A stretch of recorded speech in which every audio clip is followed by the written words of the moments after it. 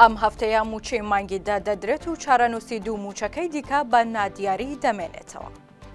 دوای نزیکەی 2 مانگ لە دابەش نەکردنی موچە چاوەڕوان دەکرێت ئەم هەفتەیە هەرێم دەست بە دابەشکردنی موچەی مانگی دەبکات. سەرەڕای داواکاری زۆری حکوومەتی هەرێمی کوردستان لە حکوومەتی فیدراڵی عێراق بۆ ناردنی موچە و بژمەی دیکەی موچەی فەرمانبەران، بەڵام بەغدا وەڵامێکی ئەوتۆی نییە و لەسەری ساڵی نوێی زاینیش نزیک دەبینەوە.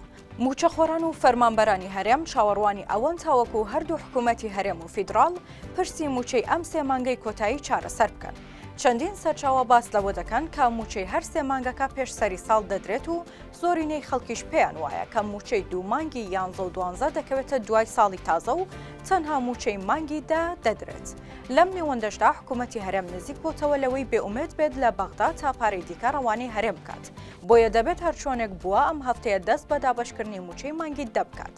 ئەمساڵ وەزارەتی دارایی عێراق بڕی 7 تریلیۆن و 660 میلیارد دیناری بۆ موچەی موچەخۆرانی هەرێمی کوردستان ناردووە.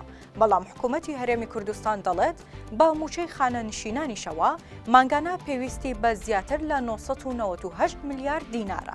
بۆ مانگەکانی 10 و 11 و 12 ئەم ساڵ بەغدا بۆ هەر مانگێک 760 میلیارد دیناری بۆ موچەی هەرێمی کوردستان تەرخان کردووە و تاوەکو ئێستا یەک بژمەی ناردووە. بە گوێرەی خشتەی بودجەی 2024 عێراق تێگڕای پشکی هەرێمی کوردستان بە هەردوو بودجەی بەکاربردن و وەبەرهێنان 20 تریلیۆن و 920 میلیارد دینارە.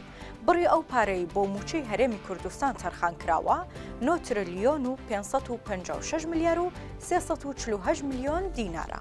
حکوومەتی هەرێمی کوردستان داوای گواستنەوەی پارەی کردووە بۆ ئەوەی ئەو کورتێنانەی پێپڕ بکرێتەوە کە لە پارەی موچە دروست بووە.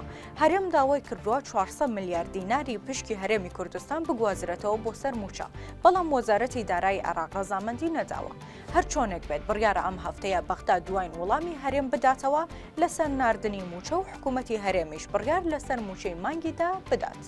لەم نێوەندەشدا موچەی مانگەکانی 11 و 12 چارەنووسیان بە نادیاری دەبێنێتەوە.